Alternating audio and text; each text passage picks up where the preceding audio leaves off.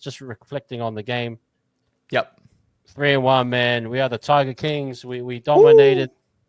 What you if you've had some time to look back at the game and reflect, and a lot of controversy overseas. We know all the Tigers fans are complaining about calls, but and what did Welcome you to make our of the world. game after the last few days? 'Cause I know you had to shoot after that, the live stream, so maybe we haven't really caught all of your thoughts. But yeah, share with us, man. What's your post match thoughts on the game?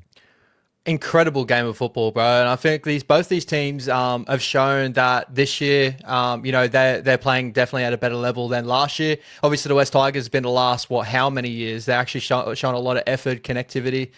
With our boys, this year coming into this, we just got a little bit more of a steel edge. One thing I see going around, like, because I love listening to all the other thoughts and podcasts of a lot of people, their thoughts overall in this game. I kind of disagree with them a little bit. I know there was a point in this game where we could have definitely lost it, but there was a lot of points on both sides where, the Tigers definitely could have lost this game as well, and we could have definitely ran home with it, right? I believe. And looking at the statistics at the end of the day, we were the more dominant side overall, just unable to be clinical in certain moments. And, I was still really happy just overall with how the team just continued to fight. There was some uncharacteristic defensive moments that I think the boys will fix up on coming into against the Melbourne Storm. We definitely need to. But to go out there, run for over 2,000 meters against the West Tigers side, 4 line breaks, 42 tackle breaks. Our set distance was almost 50 meters every time we had the ball to the Tigers 38. Like, we were really, really solid in that game. We tasted that little, like, when 24-18, we were a little bit worried, but Yep. we started. It feels so much like 2023 to where I can look at this game and be like, I know we're going to be into it. It worried me in Vegas where I was feeling like a little bit more 2024, where I had a little bit of uneasiness sometimes watching the Warriors, where 2023, I felt like every game, even if we got behind, that the boys will still hold in and just play with a ton of energy and effort. And I think to start the season, the base that we're setting is on effort, intensity, and defense. And that's a very similar base we set in 2023. So I'm expecting the chapters to continue to grow. Our attack will continue to grow. And we'll talk a bit more about the stats we're laying out at the moment to start the season. But 3-1, bro, I can't complain. And against the Tiger side, that's hot. Like, everyone's loving them. They're the story of the rugby league at the moment, and you can definitely tell that with all the commentary around the game. Is everyone hates to see them losing right now, but unfortunately, we were the better team, I thought, on the night, and we deserved to come away with the 2 points. But very close game. So I want to touch on your talk around the 2023-2024 season, and Mm. now that kind of resembling more 2023. Is that because you think we've gotten rid of guys have left like AFB, SJ, big characters, Tohu? Tohu was a positive, but maybe him as a captain, it's got a new, fresh voice with Mitchie B and Fish. Do you relate that in any way to the guys that have left, and maybe having a renewedness of energy, a refresh? I think it's more of the fact of, I know we've had people leave mid-season already, but I think we have a group there that's committed to staying for a long period of time, or like willing to be around each other for a long period of time. We're connected just like we were in 2023. In 2023, we had a decent start, then we had a little bit of a rocky period. Then that Sharks game happened where the boys just galvanized and they rolled through the season. I feel like, we've had a couple of those games already where it looks like the boys have gotten really, really close on the off field. And as I said before, like, 2024 felt like, as soon as AFB was leaving, then there was a lot of rumors about everyone else wanting to leave, Josh Curran leaving, all that sort of stuff. It Yeah. just was rocky ground, where this year it just feels like much more of a sturdy base, and the boys are working for each other, and you get to see it out in that football field, the effort and how we're holding a contest a little bit more than what we had obviously in 2024. No, it's a great point. Just want to touch on now some of the standouts from that performance.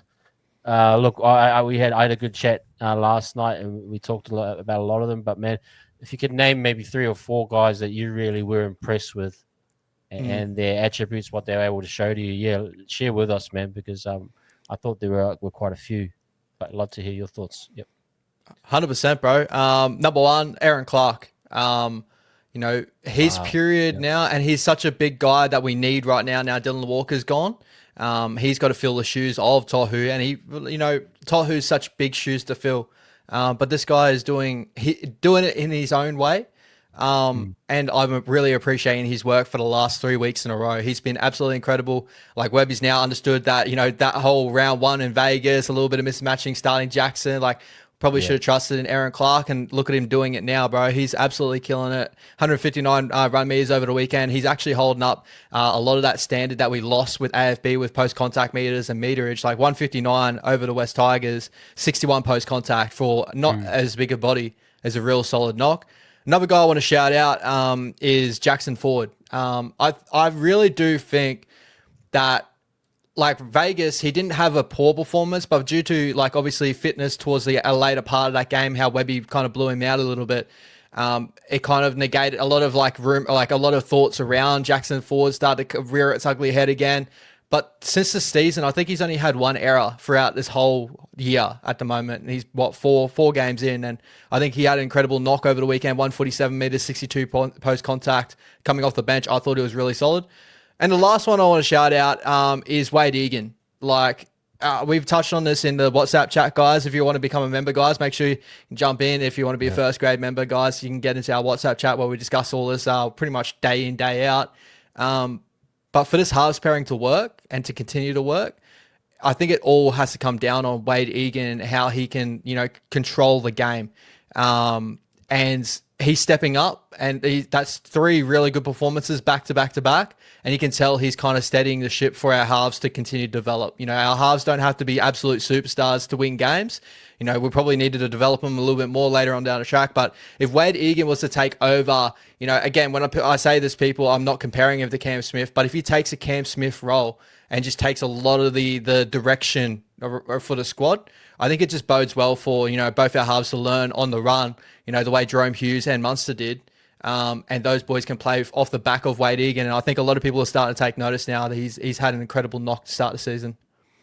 Is that just going back on Wade? Is that for you just him being in better health, or is that actually a change in mentality from Webby saying, mate, we need more from you?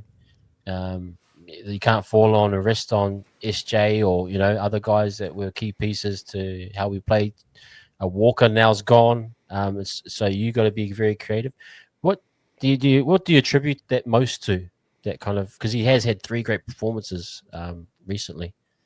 Yeah, we're saying this, like, anything can happen in the next coming weeks. Like, we've seen Wade Egan have incredible performance back to back to back at times. Even last year, he's had some really good ones. But I think to start the season, he looks like he's got his tackle tech down really nice. Like, he's not getting his body in the worst positions. He's getting through a full 80-minute game where I'm not looking at him going, like, he took a knock in that position. Like, he's had, 4 games where I've looked at him. I think I only remember one knock where I looked at him and went, oh, that's a bit close, Wade-O. Like, don't do that again. But I think he's just been a bit more smarter with his body in a way. I agree with, I think I saw Jacko, his chat with him playing 80. He could become burnt out a little bit later. And that's where I do think that Sam Healy might have to come on the bench maybe later. I don't know if Afol was just a placeholder for this weekend, and whatever happens after that, we'll have to wait and see. But because obviously Healy came back of a shoulder injury as well. So we're waiting to see how that works. But if he continues to do what he's doing right now and steady the ship, I'm really excited to see what this spine in general has to prove. And he looks fit, ready to go, and he started the season with a bang. Just quickly, I know they were the highlight reel. He was the highlight reel, and a guy you've been big on, Mr. Super Lekker. If you know the ad in New Zealand, S to the U to the P-E-R-R, super Lekker. I don't know if you guys have Super Lekker over in Aussie, but yeah, it's an ad we have here. Oh man, it's gold. Anyway, that was the why I put the title. If anyone read the title of the stream, they would know that I was referencing that ad. But what do you make of him, bro? Absolutely. I'm getting this vibe from this kid that he has this kind of, what to say, it feels like a clutch gene, but it's like he's able to seize the moment. He's so raw and athletic that he just has this confidence. I think all those young boys, what I'm getting from them is confidence, but he has extreme confidence. To step to May like that, to challenge anyone. He smashed Galvin underneath the ribs.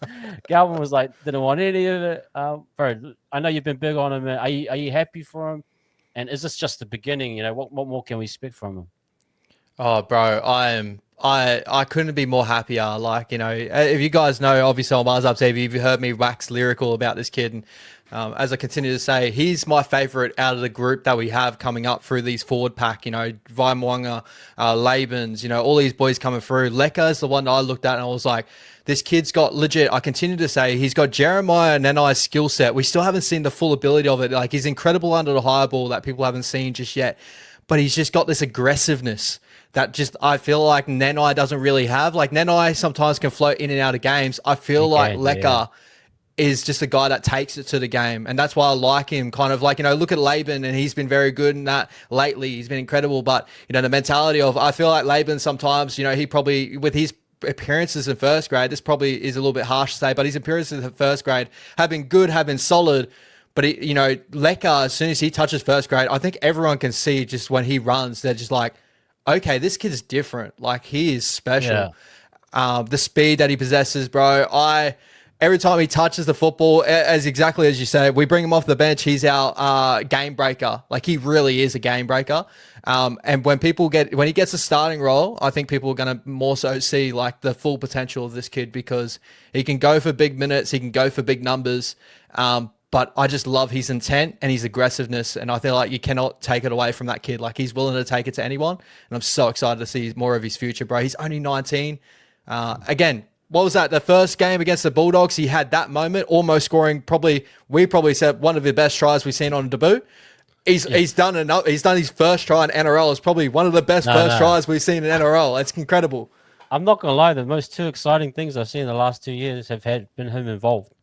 Yeah, and because it reminds me so much of when SJ played the Broncos on his debut season. Just extreme athletic ability, and it's someone that's going to take a risk, and has the ability to just blow it out of the park. So I mean, I just think, like Tans is saying here, huge potential. But Tans, he is signed to 2027, so let's not get ahead of ourselves. But we got to make sure that his development continues for sure. 100%.